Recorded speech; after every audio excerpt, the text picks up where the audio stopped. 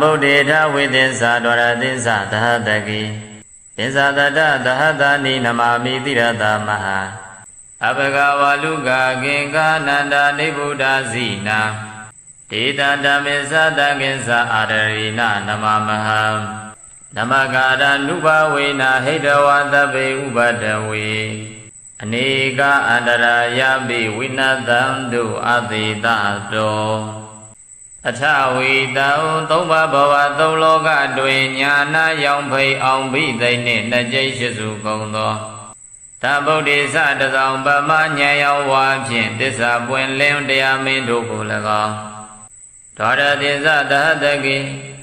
နိဗ္ဗာန်ကိအောင်ဆက်မွေလျောက်သည်12000ကုန်သော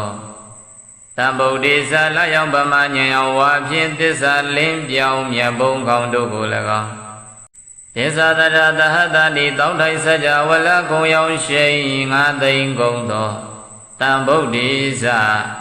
နေအောင်ပမဉာဏ်ရောဝါဖြင့်သစ္စာလင်းထိန်မြတ်မှုနေတို့ကို၎င်း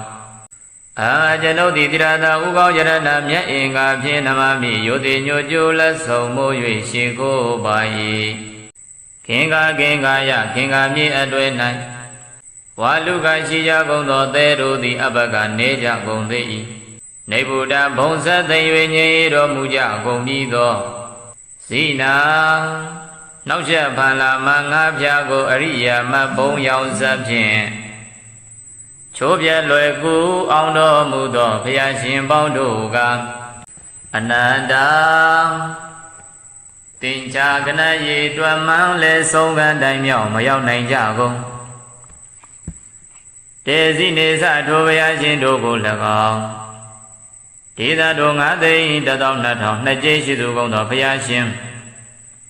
မရေမတွက်နိုင်သောဘုရားရှင်တို့ဤဓမ္မင်္စတရားတော်မြတ်ကို၎င်းတာကေသတပိသသံဃာတော်မြတ်ကို၎င်းအဟံကျွန်ုပ်သည်အာဒရိဏအာဒရံယောတိစွာနမမိရှိကိုပိုင်နဘဂရနုဘဝေနဤသို့ရှိကိုပူဇော်ဖူးမြော်မှန်လျောကတော်ရသောပဏာမကုသိုလ်စေတနာကြောင့်တပိကသိင်ကုန်သောဥပဒဝေဘေးရန်တို့ကိုဟိတဝါပေဖြောက်၍နေကအန္တရာယပိတဘာမကမြာလသွဲသွဲအန္တရာတို့သည်လည်း